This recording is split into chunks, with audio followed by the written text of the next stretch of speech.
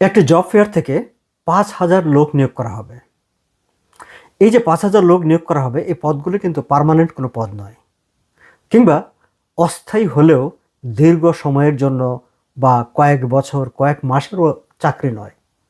১৮ দিন, কোনো কোনো চাকরি হয়তো তার চেয়ে সামান্য কিছু সময়ের বেশি স্থায়ী হবে।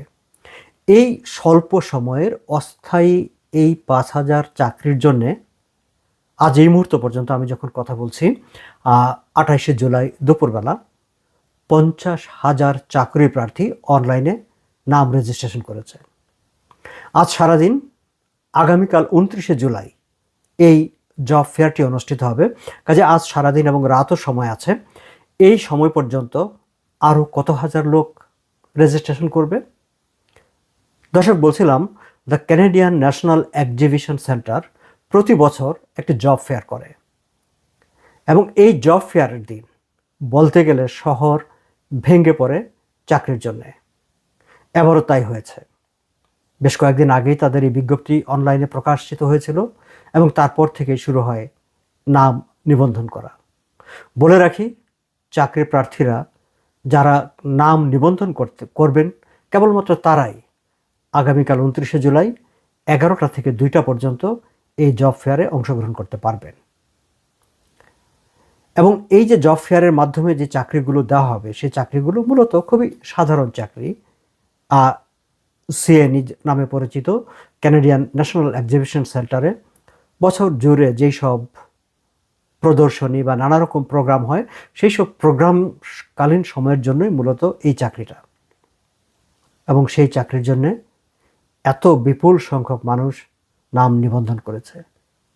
আপনারা যারা আগ্রহী, বিশেষ করে আপনাদের বাড়িতে যেসব তরুণরা আছে, মূলত তরুণদেরকে প্রেফারেন্স দেয় তারা সিএনই জব ফেয়ার গুগলে লেখে তাদের ওয়েবসাইটে গিয়ে নাম নিবন্ধন করে ফেলতে পারেন, এবং কাল ১১টা থেকে সেখানে গিয়ে হাজির হতে পারেন।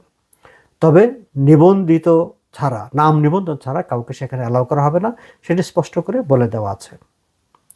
আরেকটি তথ্য জানিয়ে রাখি, এই যে স্বল্প সময়ের জন্য ৫,০০০ লোক নিয়োগ করা হবে, প্রায় ৭০০-র মতো পোস্টিং সেখানে আছে। এর বাইরেও কিন্তু বিভিন্ন এমপ্লয়মেন্ট এজেন্সিস কিংবা এমপ্লয়াররা তারা সেখানে থাকবেন। তারা যেহেতু প্রত্যেককে তাদের রেজিউমি, বায়োডাটা সঙ্গে নিয়ে যেতে হবে, তো সেখান থেকে তারা আবার হয়তো কাউকে তাদের দীর্ঘ মেয়াদের কাজের জন্য বাছাই করবেন, ফলে সেটিও একটা অপরচুনিটি। আয়োজকরা অবশ্য বলছেন যে তারা তরুণদেরকেই বেশি প্রাধান্য দিচ্ছেন, কারণ টরন্টোতে এই মুহূর্তে unemployment rate, youth unemployment rate হচ্ছে অস্বাভাবিক রকমের হাই। যেখানে national average 6 to 7%, 6 point something, সেখানে টরন্টোতে ইয়থ আনএমপ্লয়মেন্ট রেট হচ্ছে 16.8%। অর্থাৎ প্রতি ৫ জনের একজন তরুণ চাকরি খুঁজে পাচ্ছে না, বেকার হয়ে আছে।